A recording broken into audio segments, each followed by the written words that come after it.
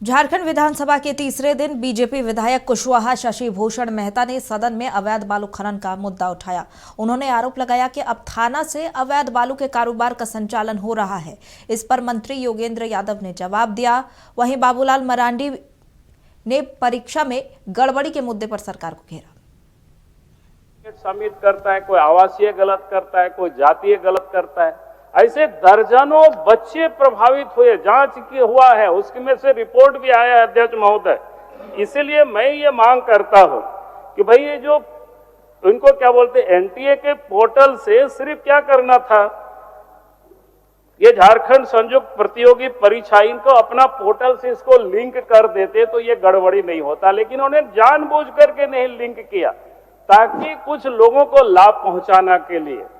और इसीलिए मैं मांग करता हूं सरकार से, जो शीर्ष अधिकारी है झारखंड संयुक्त प्रतियोगी परीक्षा बोर्ड के, उन लोगों को तत्काल वहां से हटावे और संपूर्ण काउंसलिंग को रद्द करके फिर से काउंसलिंग करावे, उसको लिंक से जोड़ करके और पूरे मामले की जांच सीबीआई से करावे। जेएसएमडीसी के द्वारा राज्य में बालू घाटों का संचालन की व्यवस्था के दौरान काफी कम दर पर एमडीओ के चयन किए जाने के कारण राज्य को राजस्व का भारी नुकसान हुआ है।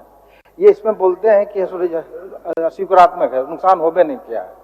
हम अभी जो स्थिति है पूरे राज्य का महोदय, आप देखें पूरे सभी विधानसभाओं में होगा, बाकी विधानसभा पलामू में तो आती है।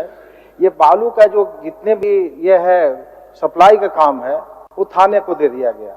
थानेदार का काम है सो लॉ एंड ऑर्डर का नहीं रह गया, बल्कि जितने भी सो ट्रैक्टर वाले हैं, बिचौलिए हैं, उन तमाम लोगों का सूची बना करके उनको बालू चलवाया।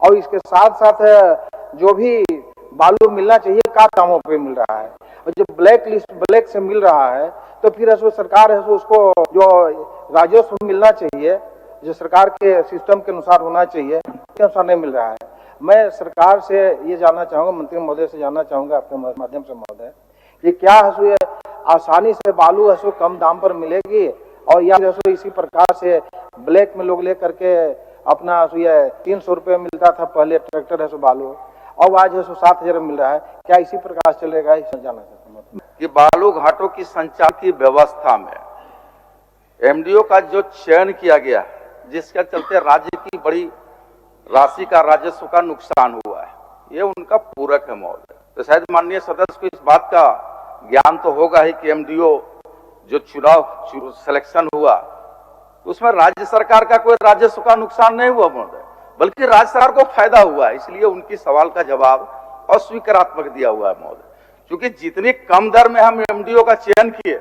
तो राज्य सरकार को पेमेंट देना है महोदय, तो राज्य सरकार कम से कम दर में पेमेंट किया तो राज्य का राजस्व का प्राप्ति हुआ महोदय, राज्य का नुकसान कहां हुआ राजस्व का महोदय। दूसरा खंड 2 में उनका जो है महोदय